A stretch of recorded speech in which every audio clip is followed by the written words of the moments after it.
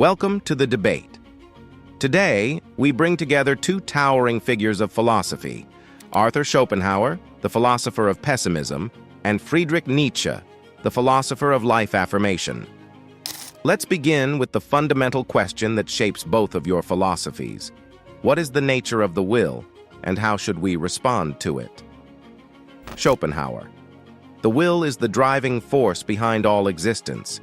It is blind, irrational, and insatiable, causing perpetual striving and, consequently, suffering. Every desire fulfilled gives rise to another, trapping us in an endless cycle of dissatisfaction. The only true liberation lies in the denial of the will, renouncing our desires and embracing asceticism to escape this torment. Nietzsche. Schopenhauer, your view of the will is disheartening and cowardly. The will is not a curse but a force of creation and vitality. I call it the will to power, the drive to grow, to overcome, to create meaning even in the face of chaos. Your so-called liberation through renunciation is nothing but a surrender to weakness. The noble spirit affirms life in all its struggles, turning suffering into strength. Schopenhauer. Nietzsche, you confuse intoxication with strength. The will to power you glorify is nothing but a mask for the same blind striving I described, an endless pursuit of more. You say suffering strengthens us, but at what cost? Life is fleeting and filled with pain.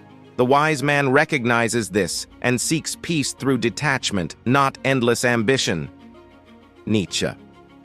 Peace through detachment? That is the language of resignation, not wisdom. Life is fleeting, yes, but that makes it all the more precious. To deny life's challenges is to deny the very essence of existence.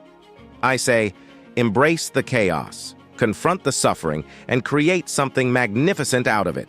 The Übermensch rises above by embracing the will, not denying it. Interesting perspectives. Let's turn to the role of suffering. Should suffering be avoided, transcended, or embraced? Schopenhauer. Suffering is the essence of existence, the unavoidable consequence of the will to live. The only way to transcend suffering is to deny the will, to let go of desires and attachments. This is not mere avoidance. It is a profound recognition that life, as it is not worth clinging to. By renouncing the will, one can achieve a state of inner peace. Nietzsche. You treat suffering as an affliction to be escaped, but I see it as a crucible for greatness. It is through suffering that the human spirit is forged. Without suffering, there is no growth, no achievement, no art, no heroism. Instead of running from it, I say, embrace it. Transform suffering into a source of strength. To live is to struggle. To struggle is to overcome. Schopenhauer. You romanticize suffering as if it were noble. But how many lives are crushed by it? How many are consumed by despair because they lack the strength to transform it, as you suggest? My path is not for the weak, Nietzsche. It is for those who seek true liberation, not the fleeting victories of the will. Nietzsche. And how many lives are wasted in apathy and denial, shackled by your philosophy of renunciation? True liberation is not found in escape, but in affirmation. Life is a dance of light and shadow, and only those who embrace the whole can rise above. Your path leads to stagnation, not transcendence. Let's move to the role of art in life. How do you both see art's role in dealing with the will and suffering? Schopenhauer. Art is one of the few sanctuaries where we can escape the will, if only temporarily. It allows us to transcend our desires and see the world as pure representation, free from the striving of the will. Music, in particular, reflects the essence of the will itself, offering a glimpse of the sublime and relief from life's torment. Nietzsche. Art is not an escape, it is an affirmation of life. It celebrates the will to power, channeling chaos into beauty and meaning. Music, poetry, and tragedy do not merely reflect suffering, they transform it into something extraordinary. art does not save us from life. It teaches us how to embrace it more fully.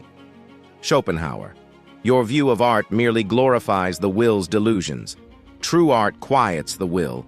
It does not amplify its noise. When we lose ourselves in the beauty of a painting or a symphony, we step beyond the suffering of existence, even if only for a moment. Nietzsche. You speak of art as a sedative.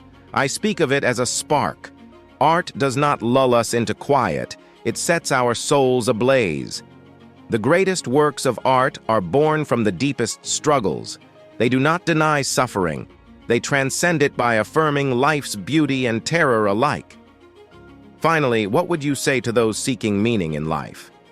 Schopenhauer. Meaning is an illusion created by the will to keep us striving endlessly. True meaning lies in letting go of this illusion, renouncing desires, and finding peace in the quiet of the mind. To seek meaning is to chase a shadow. To transcend the need for meaning is true wisdom. Nietzsche. Meaning is not found, it is created. Life has no inherent meaning, and that is its greatest gift. It is up to each individual to forge their own path, to take the chaos of existence and shape it into something glorious. Do not transcend life, affirm it, create within it, and leave your mark upon the world. Thank you both for your profound insights. This has been a fascinating exploration of suffering, art, the will, and the search for meaning. Perhaps in the end, it is up to each of us to decide which path resonates most deeply. In the comment, who do you think won?